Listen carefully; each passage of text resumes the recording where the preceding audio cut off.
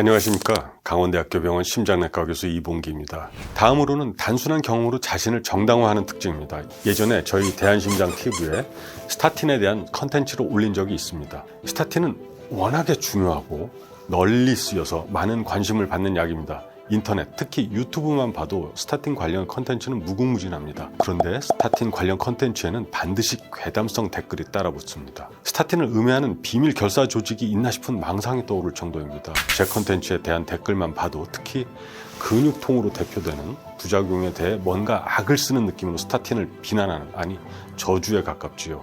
하여튼 그런 댓글들이 무수히 달려 있습니다. 현재까지 보고된 과학적인 임상 연구들에 의하면 실제 근육 부작용은 3% 미만인 게 맞는 것 같고, 실제 진료실에서 경험하는 환자분들을 보면 10% 정도는 불편감을 호소하는 분들이 있는 것 같습니다. 이 경우에도 잘 달래드리거나 스타틴의 종류를 바꾸거나 하면 이 중에 반 이상은 또 멀쩡해지십니다. 정말 심각한 횡문근 융해증, 즉 근육이 녹는다는 표현이 등장하는 부작용은 10,000명에 한두 명 정도 발생하는 것으로 보고됩니다. 저는 한 번도 본 적이 없고요.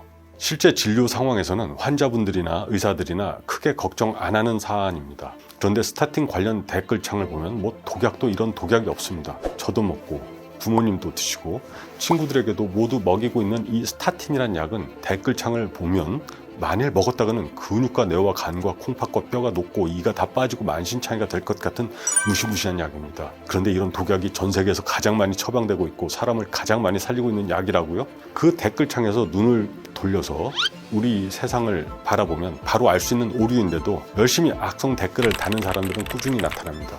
그 댓글들에는 공통되게 나타나는 문구가 있습니다. 내가 겪었는데, 친구가 겪었는데, 부모님이 겪었는데 등등.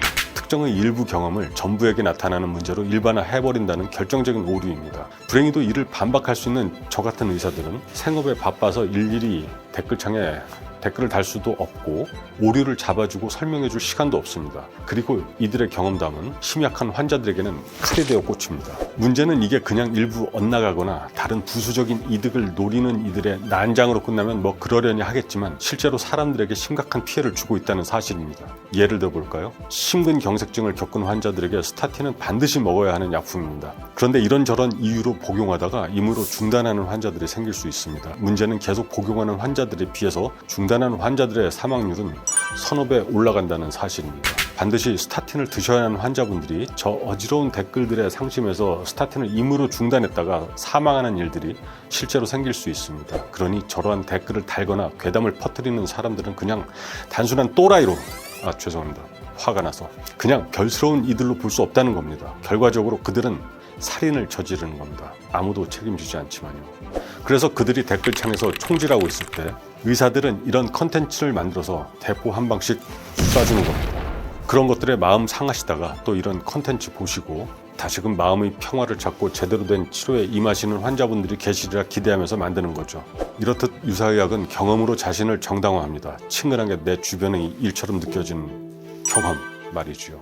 그런데 근거 중심 의학의 그 근거가 되는 임상연구라는 것은 대개 1000에서 10,000단위 이상의 환자들이 과학적이고 제대로 된 진단과 치료를 받으면서 쌓아올린 경험들의 총합입니다. 경험으로 비교해도 질과 양에서 비교하는 것은 말이 안 되는 압도적인 차이가 납니다. 그런데 이것은 우습게 보면서 자신이나 이웃의 경험에 더 큰 가중치를 두는 이들이 있습니다. 세상이 미친 걸까요? 만약 여러분이 진료를 받으시는 상황에서 주치의 선생님의 컨디션이 훌륭해 보이고 기분이 좋아 보여 문득 괴롭히고 싶은 악마적 욕구가 생기신다면 이 말을 꺼내보십시오. 누가 그러는데? 바로 주치의 선생님의 한숨을 들으실 수 있을 겁니다. 이 누가는 피비사도 중 누가 아닙니다. 의사들을 괴롭히는 희대의 악당입니다. 누가가 상징하는 비과학과 혹세무민의 더럽고 끈적거리는 느낌이 동시대를 살아야 하는 세상에 대한 절망과 무지성에 대한 혐오를 불러일으키기 때문입니다. 특정 경험 일반의 상징 인물이 누가입니다.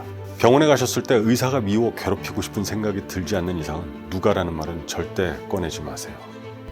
자기 유사의학을 정당화하는 근거로서 대중심리를 이용하는 것도 두드러진 특징입니다. 유사의학의 보고인 공중파 TV 아침 방송의 어느 프로그램을 떠올려 볼까요? 가운을 입은 누군가가 의사들은 이야기하지 않는 신기한 이야기를 해대면 방청석에서는 오, 와 등의 탄성이 터져나옵니다. 시청자 입장에서는 권위로운 공중파 TV 방송에 나온 이들이 이렇듯 열심히 공감하고 지지하는 광경이 펼쳐지게 되면 스스럼 없이 그 정보를 사실로 인식하고 인정할 수 있습니다. 중앙일간지 등에서 기사로 다뤄지거나 광고가 나오게 되어도 역시 비슷한 효과를 볼 수 있습니다. 이렇듯 유사의학은 자신을 인정받는 데 있어 근거와 출처보다는 정체불명 대중의 지지를 차용하고 적극 활용합니다. 하지만 전문성이 배제된 일반 대중은 지식을 정당화할 능력이 없습니다. 더구나 특정 기술자들에 의해 쉽게 선동될 수 있고요. 하지만 우리나라 의사들이 새로운 진단과 치료법을 인정받기 위해 대중의 지지를 이용하려 들지는 않습니다. 오로지 식품의약품 안전처의 승인을 받을 뿐입니다. 상업적인 성격이 강한 일부 의료 서비스에서는 대중의 지지와 인기를 얻고자 힘을 쓰기도 합니다. 오직 과학적 검증만이 선택의 도구가 되어야 하는 근거 중심 의학에서는 이러한 선택 과정에서 시대의 변화나 사회적 압박이 선택의 분기점에 영향을 미치기도 하지만 원칙적으로 대중의 의견이나 반응은 고려되지 않습니다. 때문에 대중을 만족시키는 성향은 작으니 차갑고 멋대가리 없이 느껴질 수도 있습니다. 하지만 환자들에게 안정과 이득을 제공합니다. 유사의학과 다른 커다란 차이점입니다. 다음으로는 관습을 내세웁니다. 지금까지 줄곧 그렇게 해왔으니 자신이 항상 옳을 것이라고 정당화합니다. 5000년 역사를 자랑하는 전통의학 등등도 같은 맥락입니다.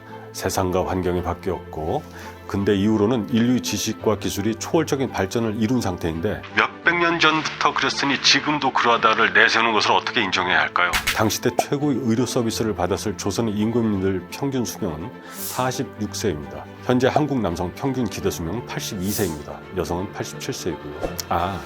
영조는 81세에 돌아가셨다고요? 이러한 예외적인 아웃라이어들은 과학적 방법에서는 따로 취급합니다. 하지만 유사과학에서는 이러한 특정 사례가 전체를 지배해버리지요. 명백하게 현대의학은 조선의학보다 압도적으로 우월합니다. 그래도 우리 것이 좋은 것이요 의 신앙을 가지신다면 그것은 이미 종교의 영역이니 어쩌겠습니까?